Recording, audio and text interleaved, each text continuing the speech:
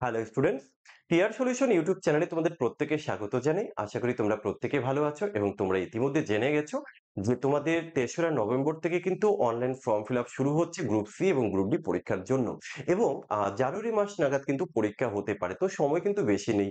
তো যাই হোক, আমাদের গ্রুপ সি হোক কিংবা গ্রুপ ডি হোক, প্রত্যেকটি পরীক্ষাতে কিন্তু ম্যাথমেটিক্স রয়েছে 15 মার্কস। তো এই 15 মার্কস আমরা কিভাবে প্র্যাকটিস করলে এই জায়গাটায় ভালো একটা স্কোর করতে পারবো, তো তার জন্য আমার যে ম্যাথের ক্লাসগুলো রেগুলার তোমাকে দেখতে হবে। কোনো ক্লাস স্কিপ করলে কিন্তু তুমি পিছিয়ে পড়বে। তো চলো আমরা শুরু করছি। আমাদের ফার্স্ট যে কোশ্চেন রয়েছে, দেখো কি বলা হয়েছে। একটি 3 অঙ্কের সংখ্যার অঙ্কগুলির যোগফল থেকে সংখ্যাটি বিয়োগ করলে ওই বিয়োগফল সর্বদা কোন সংখ্যা দ্বারা বিভাজ্য হবে? তো খুব ইন্টারেস্টিং একটা কোশ্চেন নাম্বার সিস্টেম থেকে। আমি এই কোশ্চেনটিকে দুটো ভাবে তোমাদেরকে করে দেখাবো। তো প্রথমত হচ্ছে ডিটেলস মেথড এবং দ্বিতীয়ত দেখাবো কিভাবে দেখে দেখে উত্তর করতে হয়। তো এই যে 3 অঙ্কের সংখ্যা আমি একটু ধরে নিই। তাহলে এই হলো ধরো আমার একক স্থানীয় সংখ্যা। আচ্ছা, এই হলো ধরো আমার দশক স্থানীয় সংখ্যা। আচ্ছা, এই হলো আমার শতক স্থানীয় সংখ্যা। এই যে 3টে সংখ্যা। এবার কি বলা হয়েছে, 3 অঙ্কের সংখ্যার অঙ্কগুলির যোগফল থেকে আমি যদি সংখ্যাটা আবার বিয়োগ করি, তাহলে এদের যে অঙ্কগুলি কত? আমরা একটা ধরেছি জেড, একটা ধরেছি ওয়াই, আর এটা হচ্ছে শতকের ঘর এক্স। তো আমরা এদের মাইনাস করবো, এই অঙ্কদ্বয়ের যোগফল মাইনাস করতে বলা হয়েছে। তো আমরা এইভাবে এটাকে মাইনাস করব। মাইনাস করে কিভাবে লিখতে হয় দেখো, মাইনাস করলে এখানে প্লাস আছে তো মাইনাস লিখতে হয়, প্লাস থাকলে এখানে মাইনাস লিখতে হয়, প্লাস আছে তো মাইনাস লিখতে হয়। আমরা মাইনাস করছি। 100 থেকে যদি 1 বাদ দিই বা 100x থেকে x বাদ দিলে তুমি এখানে পড়ে থাকবে কত বা পাবে কত? 99x। এখানে দেখো 10x, তার থেকে যদি 10y, তার থেকে যদি y বাদ দিই তুমি এখানে পাবে কত? না 99y। আর এখানে দেখো এটা প্লাস জেড, এটা মাইনাস জেড, এটা কেটে যাবে। তাহলে এখানে যেটা পড়ে থাকলো 99x প্লাস 99y। এখান থেকে তুমি 9 যদি কমন নাও, তাহলে এখানে কি পড়ে থাকবে বলো তো? 11x, আর এই হচ্ছে 11y। তার মানে ব্যাপারটা হচ্ছে যে এটা কিন্তু 9 এর গুণিতক হবে, অর্থাৎ 9 দ্বারা কিন্তু বিভাজ্য হবে। তাহলে এই জায়গা থেকে কিন্তু আমরা উত্তরটা করে দিতে পারি। তো এটা তো হচ্ছে একটু লং প্রসেস, লিখে লিখে করতে হয়। এবার অ্যাপ্রোচটা কি দেখো, এটা 3 অঙ্কের সংখ্যা। কি সংখ্যাটা আমি যদি ধরে নিই যে সে 3 4 5, যে কোনো ধরতে পারো, 3 4 5 ধরলাম। এবার বলা হয়েছে অঙ্কগুলির যোগফল। আচ্ছা, এই অঙ্কগুলির যোগফল কত হবে? আচ্ছা, যোগফলটা যদি আমি একটু পাশেই লিখি তাহলে কত হবে বলতো? 3 আর 4 7 আর 5 12। তাহলে এই যে অঙ্কদ্বয়ের যোগফল হচ্ছে 12। এবার 12 কি করতে হবে? মাইনাস করতে হবে। তো যদি এখান থেকে আমরা 12 মাইনাস করি তাহলে কত হবে? 12 মাইনাস করলে 3 3 3। তাহলে এই যে আমরা পেলাম কত? 333। তুমি একটু অপশনের দিকে তাকাও। 333 কে তুমি তুমি কোন অপশন বা কোন সংখ্যা দিয়ে ভাগ করতে পারবে? তো 5 দিয়ে তো কখনোই ভাগ করা যাবে না, 7 দিয়ে যাবে না, 8 দিয়ে যাবে না। কারণ দেখো এই যে 3টে 3, এদের যোগফল হচ্ছে 9। তাহলে এই সংখ্যাটা কিন্তু 9 দিয়ে বিভাজ্য। তো এইভাবেও কিন্তু তুমি উত্তর করতে পারো। তাহলে এটাকে আমরা ট্রিক্স বলতেই পারো। ঠিক আছে? এগুলো অ্যাপ্রোচ যে হ্যাঁ, এখন একটু কোশ্চেন তুমি ধরে করতে পারবে। সবসময় যে এক্স ধরে করতে হবে তেমন তো কিন্তু কোনো ব্যাপার নেই ভাই। ঠিক, আমরা নেক্সট কোশ্চেনে চলে যাব। দেখুন নেক্সট কোশ্চেনে কি বলা হয়েছে, দুটি সংখ্যার লসাগু দেওয়া আছে এবং তাদের গসাগু দেওয়া আছে। যদি একটি সংখ্যা 210 হয় তাহলে অন্যটি কত? আশা রাখি এটা তোমরা প্রত্যেকেই করতে পারবে। এই ধরনের কোশ্চেনও কিন্তু পরীক্ষায় আসতে পারে। আমরা কি জানি বলতো? আমরা জানি যে লসাগু ইনটু গসাগু, আমি শর্ট ফর্মটা লিখছি, আমি পুরো লিখলাম না। ইকুয়াল টু কি? একটি সংখ্যা, আমি একটি লিখলাম আর সংখ্যাটা লিখলাম না। একটি সংখ্যা ইনটু কি বলতো? অপর সংখ্যা। এটা আমরা আশা রাখি প্রত্যেকে জানি যারা লসাগু গসাগু চ্যাপ্টারটি করেছি। এবার তোমার কাজ হবে এখানে শুধুমাত্র মানটাকে বসিয়ে দাও। এই যে লসাগু কত? ভাই লসাগু হচ্ছে 2310। আচ্ছা, গসাগু কত? গসাগু হচ্ছে ভাই 30। একটি সংখ্যা কত? 210। অপর সংখ্যা কত? জানি না তো। আমি x লিখে রাখি। এবার আমার ক্যালকুলেশনটা করতে হবে। কিভাবে করবে? দেখো, এই শূন্য কেটে দাও। এই 3 দিয়ে যদি একে কাটি কত হবে? 7 হবে। এই 7 দিয়ে যদি একে কাটি কত হবে? 7 3 সাতে 21, 7 3 সাতে 21, 0। তাহলে আমি এখান থেকে কিন্তু পেয়ে গেলাম। সুতরাং x ইকুয়াল টু কত? না 330। অর্থাৎ অপর সংখ্যাটি কিন্তু আমরা পেয়ে গেছি 330। অপশন এ হয়ে যাবে এখানে সঠিক উত্তর। আশা রাখি তোমরা প্রত্যেকে বুঝতে পেরেছো। আর তোমরা যারা অধ্যায়ভিত্তিক অঙ্কগুলো করতে চাও, দেখবে আমি একটা প্লেলিস্ট করে দিয়েছি তোমাদের জন্য। তো সেই অধ্যায়ভিত্তিক অঙ্কগুলো একটু প্রত্যেকে দেখে নেবে। ঠিক আছে? আমরা এরপরে কিন্তু ফুল প্র্যাকটিস সেট নিয়ে আসবো তোমাদের জন্য। পরের কোশ্চেন দেখো, একটি দ্রব্যের মূল্য 20% হ্রাস পেয়েছে বা হ্রাস পাওয়ার ফলে বিক্রয় 40% বৃদ্ধি পেয়েছে। আর ভাই দাম যখন কমে যাবে তাহলে বিক্রিটা একটু বেশি হবে, এটাই স্বাভাবিক। এর ফলে মোট আয়ের কি প্রভাব পড়বে? তো এই কোশ্চেনটাও কিন্তু তোমরা দুটো প্রসেসে করতে পারো। একটা হচ্ছে সাকসেসিভ এর যে কনসেপ্ট, আরেকটা হচ্ছে নরমালি আমরা যে ফ্র্যাকশন পার্সেন্টেজ থেকে ফ্র্যাকশনের যে তোমার কনভারসেশন সেইভাবে আমরা করতে পারি। তো প্রথম প্রসেস আমি যদি দেখি 20% হ্রাস, আমি একটু লিখে নেব। 20% হ্রাস, এটাকে আমরা লিখতে পারি কি না 1/5, 20% এটা হ্রাস অর্থাৎ এটা মাইনাস কমে গেল, তাই না? তাহলে ব্যাপারটা কি হবে বলতো? যদি প্রথমে থাকে ৫ টাকা, এখন সেটা হয়ে যাবে ৪ টাকা।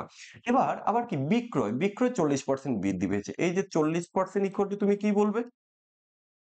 ২০ দিয়ে কাটলে ২০, ২০ দিয়ে কাটলে ২০ ২, ২০ দিয়ে কাটলে ২০ ৫, রাইট? এটা তো বৃদ্ধি পেয়েছে তাই তুমি দেবে এখানে প্লাস। অর্থাৎ আগে যদি তোমার 5 ইউনিট হতো, এখন সেটা হয়ে যাবে কত? এখন হবে 7 ইউনিট। তাহলে এবার আমরা একটু দামটা দেখে নেব। এখানে তো দামের কথা বলা হয়েছে বা আয়ের কথা। তো এখানে প্রথমে আমাদের কত আসছে দেখো তো, ৫ ৫ ২৫, ২৫ আর এখন কত হচ্ছে? চা ৪ ৭ ২৮। আচ্ছা, এখানে কতটা তোমার বৃদ্ধি পেয়েছে? ৩ ইউনিট বৃদ্ধি পেয়েছে। এই যে ৩ বৃদ্ধি পেল কত এর জন্য? তুমি বলবে স্যার ২৫ এর জন্য। তাহলে শতকরা কত হবে? ইনটু 100% করে দাও। তাহলে ২৫ ৪, ৪ ৩ ১২, তাহলে এই যে ১২% হয়ে যাবে তোমার আনসার। তাহলে এখান থেকে তুমি ১২% এটা কি হয়েছে না? বৃদ্ধি হয়েছে। এটা হলো একটা প্রসেস। তুমি এভাবে করতে পারো। তুমি চাইলে এটাকে অন্য যে প্রসেস কি জানো তোমরা? যেটা সাকসেসিভ এর যে সূত্রটা, যে x plus y plus minus x y by 100, তোমরা এই ফর্মুলাতেও কিন্তু বসিয়ে দিতে পারো, তাহলে উত্তর চলে আসবে। প্রথমে কি হয়েছে? প্রথমে 20% হ্রাস হয়েছে, সো তুমি এখানে দেবে -20, ঠিক আছে? আচ্ছা, এরপরে 40% বৃদ্ধি পেয়েছে, তুমি করো 40%। এবার দেখো এই যে প্লাস মাইনাসে কি হয়? মাইনাস হয়। তো এখানে করবে 20 ইনটু 40 ডিভাইডেড বাই হচ্ছে সূত্রের ১০০। এবার কত হবে? এখানে দেখো 40 এর থেকে 20 বাদ দিলে থাকছে আমার 20 মাইনাস এই 20 দিয়ে কাটলে 5, 5 দিয়ে কাটলে 8, এই 20 থেকে যদি 8 বাদ দেই তাহলে কত থাকবে? 12 থাকবে। তাহলে এই 12%। তো এইভাবেও কিন্তু তুমি করতে পারো। ওকে? আচ্ছা, যারা চ্যানেলে নতুন আছো চ্যানেলটাকে কিন্তু সাবস্ক্রাইব করে রাখবে নিয়মিত ক্লাস দেখার জন্য। পরের যে কোশ্চেন আছে, যদি যদি ১২ জন পুরুষ বা ১৮ জন মহিলা একটা কাজ ১৪ দিনে করতে পারে, তবে ৮ জন পুরুষ ও ১৬ জন মহিলা একসাথে কাজটি কত দিনে করবে? টাইম অ্যান্ড ওয়ার্ক থেকে বেশ ইউনিক টাইপের একটা কোশ্চেন এটা নেওয়া হয়েছে। একটু টেকনিক্যালি করতে হবে। এখানে দেখো ওই যে বা কথার অর্থ কি? আমরা বলতে পারি ১২ জন পুরুষ কাজটা করে ১৪ দিনে বা ১৮ জন মহিলা কাজটা করে ১৪ দিনে।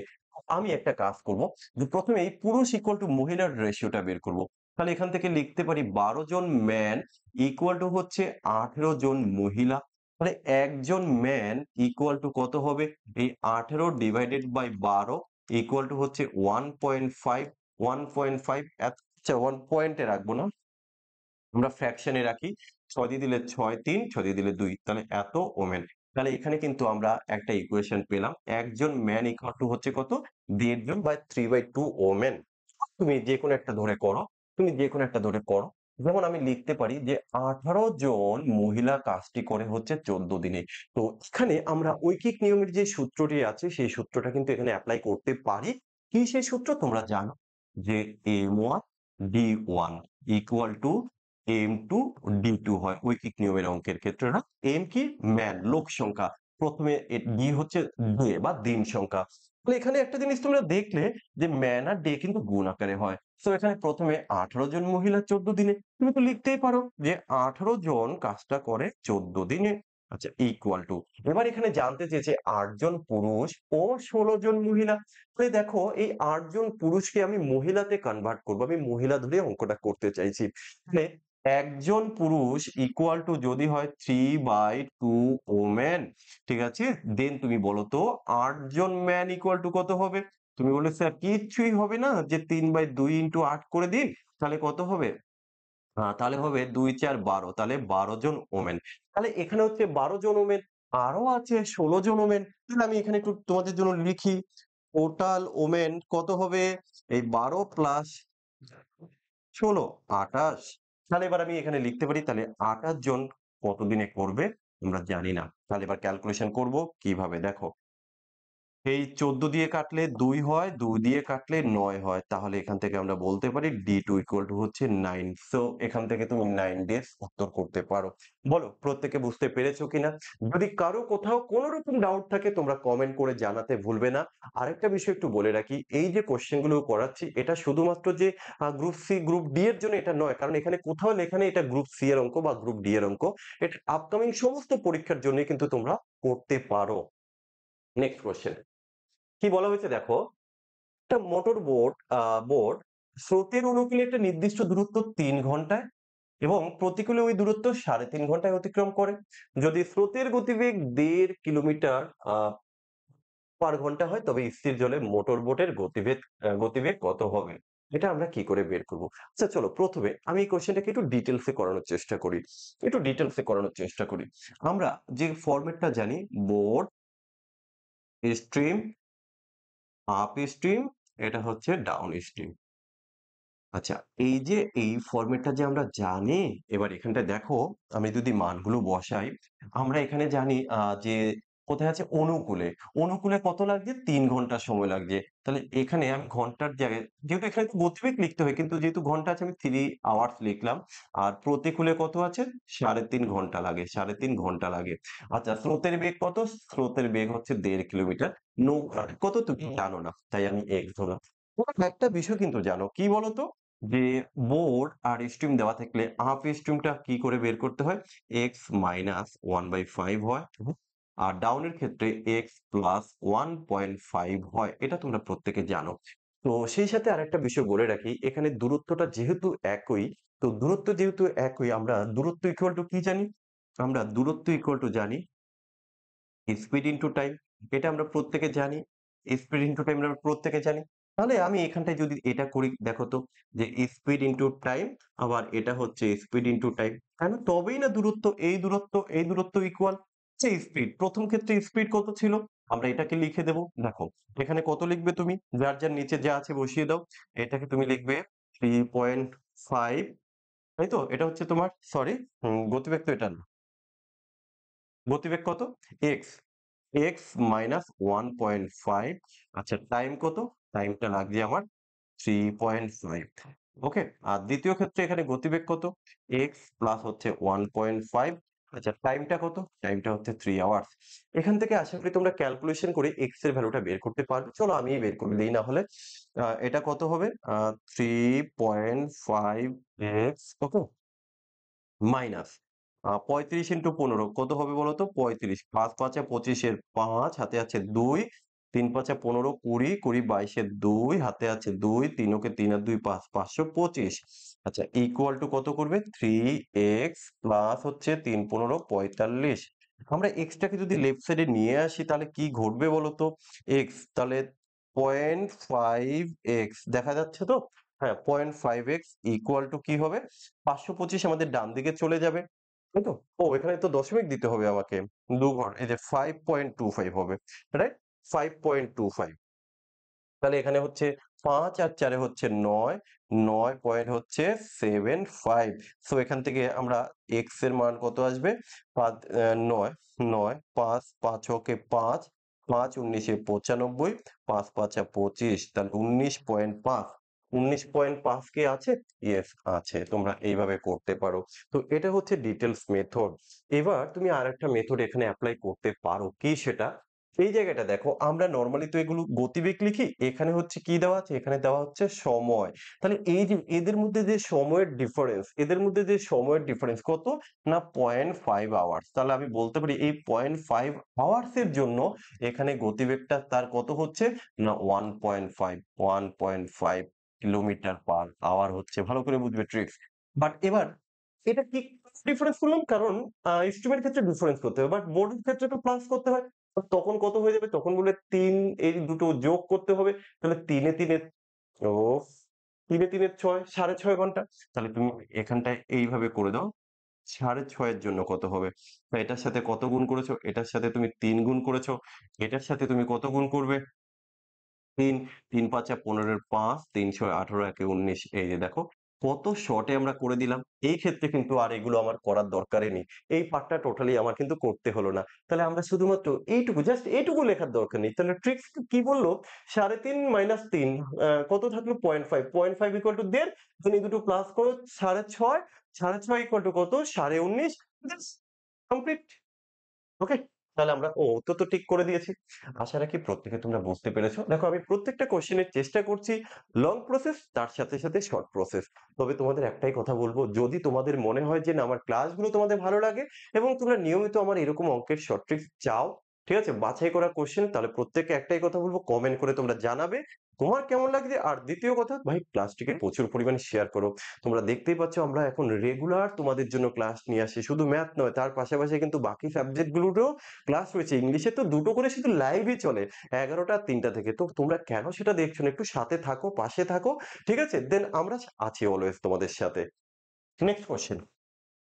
একজন ব্যবসায়ী ২০% লাভে একটি দ্রব্য বিক্রি করেন। যদি তিনি দ্রব্যটি ১০% কম দামে কিনতেন এবং তিনি ৳১৮ কমে বিক্রি করতেন, তাহলে তার আরো 20% লাভ থাকতো। তাহলে দ্রব্যটির ক্রয় মূল্য কত?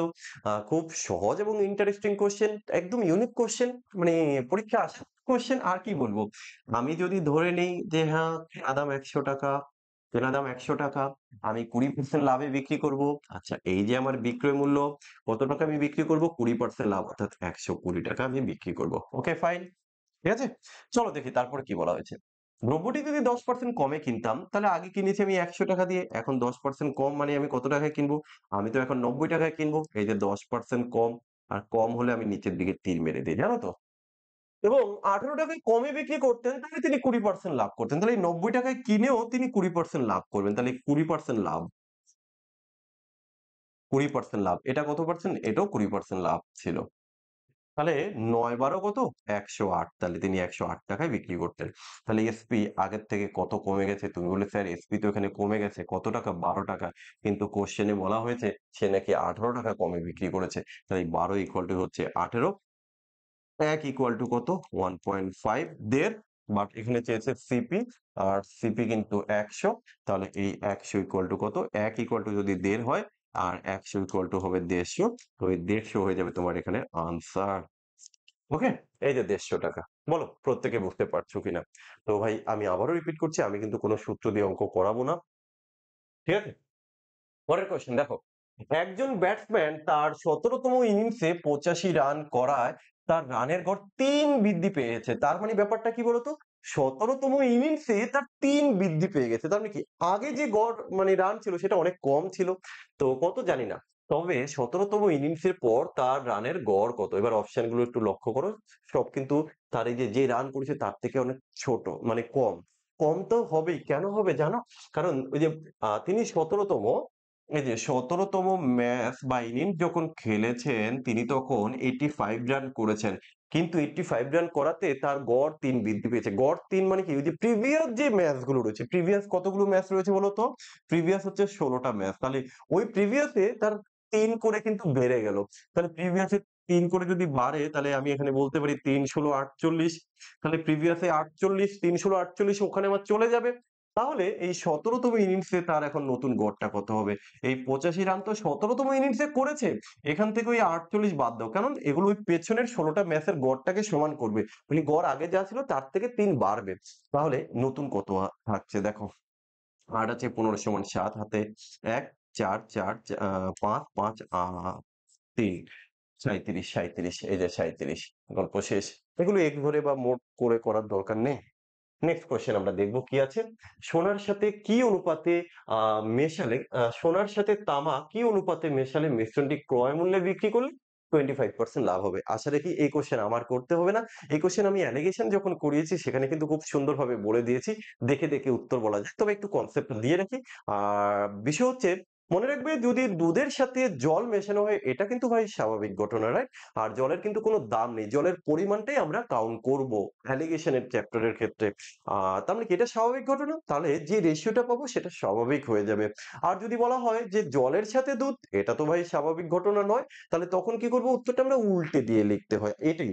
এই ধরনের কোয়েশ্চেন আরেকটা টাইপের থাকে, সেটা হচ্ছে যে স্পিরিটের সাথে কি অনুপাতে অ্যালকোহল মেশালে ক্রয় মূল্যে বিক্রি করলে লাভ হবে? তো এই যে কোয়েশ্চেনটা, এই কোয়েশ্চেনটা কিন্তু আমি ইতিমধ্যে মিশ্রণ চ্যাপ্টারে করিয়েছি। তো আমি এটা SW রাখবো। যারা পারবে না তারা ওই চ্যাপ্টার দেখবে। কারণ তোমরা তো নিয়মিত ক্লাস দেখো না। শুধু এখানে এটা শিখলে হবে না। মিশ্রণের অধ্যায়ভিত্তিক ক্লাসটি তোমাকে দেখতে হবে। দেখে কমেন্ট করবে। নেক্সট, নেক্সট কোয়েশ্চেন কি আছে? একটা গাড়ি তার স্বাভাবিক বেগের আজকের কোয়েশ্চেন গুলো কিন্তু ভাই ভীষণ ইন্টারেস্টিং এবং ভীষণ ইম্পোর্টেন্ট। মার্ক করে রাখতে পারো। একটা গাড়ি তার স্বাভাবিক বেগের ৭ ভাগের ৫ ভাগ বা ৫/৭ অংশে যদি চলে, তাহলে ৪২ কিলোমিটার দূরত্ব ১ ঘন্টা ৪০ মিনিট ৪৮ সেকেন্ডে অতিক্রম করে। তাহলে গাড়িটির স্বাভাবিক বেগ কত? তাহলে গাড়িটির এই দেখো আমরা যদি এখানে বেগের যে অনুপাত যদি বের করি স্পিড, এসপি স্পিড রেশিও কত হবে বলতো? দেখো একটি গাড়ি তার স্বাভাবিক বেগের তার মানে কি স্বাভাবিক যদি 7 হয় তাহলে সে নরমালি যেটা চলছে সেটা হচ্ছে 5। সো আমি এখানে যদি নরমাল লিখি আর এটা যদি স্বাভাবিক তার মানে এটা আমি আচ্ছা এটা নরমাল আর এটা হচ্ছে স্বাভাবিক। ঠিক আছে? মানে এটা হচ্ছে যেটা যাচ্ছে আর এটা হচ্ছে অরিজিনাল, এটা অরিজিনাল। বা এটা আমি ও লিখলাম অরিজিনাল। তো অরিজিনাল যদি 7 হয় আর সে যাবে কত? 5 এই যেটা। এবার ভাই তোমরা একটা বিষয় তো জানো কি বলতো? গতিবেগের সাথে সময়ের যে সম্পর্ক সেটা তো ব্যস্ত অনুপাত হয়। তাহলে এখানে তুমি টাইম রেশিওটা বের করো। টাইম, টাইম কত হবে? না 7:5। বাট এই কোশ্চেনে বলে দিয়েছে ৪২ কিলোমিটার দূরত্ব নাকি ১ ঘন্টা ৪০ মিনিট ৪৮ সেকেন্ডে যায়। আমরা ১ ঘন্টা ৪০ মিনিট ৪৮ সেকেন্ডে ঘন্টায় আগে কনভার্ট করে নেব। তাহলে তারপরে দেখবে এই টাইমের সাথে আমরা কম্পেয়ার করে। তাহলে ১ ঘন্টা আচ্ছা ৪৮ মিনিট না ৪০ মিনিটকে ঘন্টায় কনভার্ট করলে বাই 60। আচ্ছা ৪৮ সেকেন্ডকে আমরা যদি ঘন্টায় কনভার্ট করি, প্রথমে ৬০ দিয়ে ভাগ করলে মিনিট, আবার ৬০ দিয়ে ভাগ করলে হচ্ছে কি তোমার ঘন্টা। কত আসবে? একটু টাফ যেহেতু নিউমেরিক্যাল ডিজিট গুলো একটু খারাপ দিয়েছে, মানে ভালো তো দেয়নি। তো 1 প্লাস কত? ২০ দিয়ে কাটলে ২, ২০ দিয়ে কাটলে ৩ প্লাস ১২ দিয়ে কাটলে ৫, ১২ দিয়ে কাটলে ৪, ৪ দিয়ে কাটলে ৪ ১৫। সো এখানে থাকবে কত? 1 বাই হচ্ছে 75। এবার ক্যালকুলেশন করতে হবে, বহুত টাইম লাগবে। 75 আচ্ছা 75 আ ৩ ২৫ দুগুণে ৫০ 1 তাহলে কত হবে? ৫ আর ১ এ ৬ আ ৭ ৫ ১২ ১২৬ বাই হচ্ছে ৭৫ ৩ দিয়ে কাটলে ৩ ৪২ ৩ দিয়ে কাটলে ২৫ তাহলে এত ঘন্টা। এই এতক্ষণ বাদে আমরা পেলাম ৪২.২৫ ঘন্টা। এবার আমরা বলতে পারি যে এখানে যে টাইম, এই টাইম এটাই তো ১ম এ টাইম, তাই না? এই টাইমটা কত? না ৪২ বাই হচ্ছে ২৫। তুমি এর সাথে কত গুণ করেছো? তুমি বলবে স্যার আমি এর সাথে কত গুণ করলে এটা পাওয়া যায়? এর সাথে 6/25 6/25 তুমি এর সাথে যদি 6/25 গুণ করো তাহলে কত হবে? তাহলে হয়ে যাবে 6/5। তাহলে তোমার স্বাভাবিক যে গতিবেগ সেই গতিবেগটা কত? 6/5। এটা হচ্ছে স্বাভাবিক গতিবেগ। তাহলে আমরা কি চেয়েছি এখানে? স্বাভাবিক বেগ। আর বেগ ইকুয়াল টু তুমি জানো দূরত্ব বাই হচ্ছে তোমার স্পিড। তোমার এখানে দূরত্ব হচ্ছে ৪২, তোমার স্পিড কত? স্পিড হচ্ছে 6/5। তাহলে কত সময় লাগবে? ৪২ ৫ বাই হচ্ছে ৬ তাহলে ৫ ৬ দিয়ে কাটলে ৭ ৫ ৭ ৩৫ তাহলে ৩৫ কিলোমিটার পার আওয়ার হবে গতিবেগ। কোথায় আছে? যা অপশন নাম্বার সি তে রয়েছে। আশা করি তোমরা বুঝতে পেরেছো। কোশ্চেনের লেভেল দেখে তোমরা ভাববে যে কোশ্চেন আজকের ক্লাসগুলো কেমন হচ্ছে? মানে আজকের ক্লাসের কোশ্চেনের লেভেলটা কেমন আছে? দেখে বলবে তোমরা। পরের কোশ্চেন বলা হয়েছে এ আর বি একটা ব্যবসায় 7:5 অনুপাতে বিনিয়োগ করে যদি মোট লাভের 15% দান করে দেয়, দান করার পর এ লাভের অংশ থেকে ৫,৯৫০ টাকা পায়, তবে মোট লাভ কত টাকা হয়েছে? দেখো ভাই মোট লাভ কিন্তু আমরা 100% ধরি। তার মধ্যে যদি 15% ডোনেট করে দেয় বাকি থাকলো আমার 85%। আর এই 85% এ কিন্তু আমরা ভাগাভাগি করব আমাদের ক্যাপিটাল রেশিও অনুযায়ী। সো ক্যাপিটাল অনুযায়ী যখন তারা ডিভাইডেড করেছে তাদের যে ক্যাপিটাল রেশিও সেটা কত ভাই? আ সেটা হচ্ছে 7:5 7:5 তারা ভাগাভাগি করলো কত পার্সেন্ট বলতো? 85% তারা ভাগাভাগি করলো 15% দান করার পর। এবার এবার বলতে পারি এই ভদ্রলোক 7 ইউনিটের জন্য পেয়েছে কত? ৫,৯৫০। তাহলে এই ভদ্রলোক কত আমরা বের করব? কি করে বের করব? ৭ ৭ নং না ৭ নং না ৭ ৮ এ ৫৬ ৫৬ ৩ ৩৫ ৭ ৫ ৭ এ ৩৫ এর সাথে গুণ করে দাও তুমি ৮৫০ কত হবে? ৫ এ ০ ০ ৫ ৫ এ ২৫ এর ৫ ৫ ৮ এ ৪০ আর ২ ৪২ তাহলে এই দুজনে মিলে কত টাকা পেল? চলো একটু যোগ করে নিই আমরা। এই দুজনে মিলে টোটাল কত টাকা পেল? এই টাকাটা হচ্ছে কত? আচ্ছা 0, ৫, ৫ ১০ শূন্য, হাতে ১, ৩ আর ৯ ১২, ২ হাতে ১, ১ ৫ আর ৫ ১০, এই যে ১০,২০০ টাকা। তাহলে এটা কত পার্সেন্ট? এটা হচ্ছে 85%। এটা 85%। কেন? কারণ 85% টাকাই তারা ডিভাইডেড করেছে নিজেদের মধ্যে। কিন্তু এখানে চেয়েছে মোট লাভ কত? মোট লাভ হচ্ছে 100%। সো 100% ইকুয়াল টু তুমি বের করবে কি করে?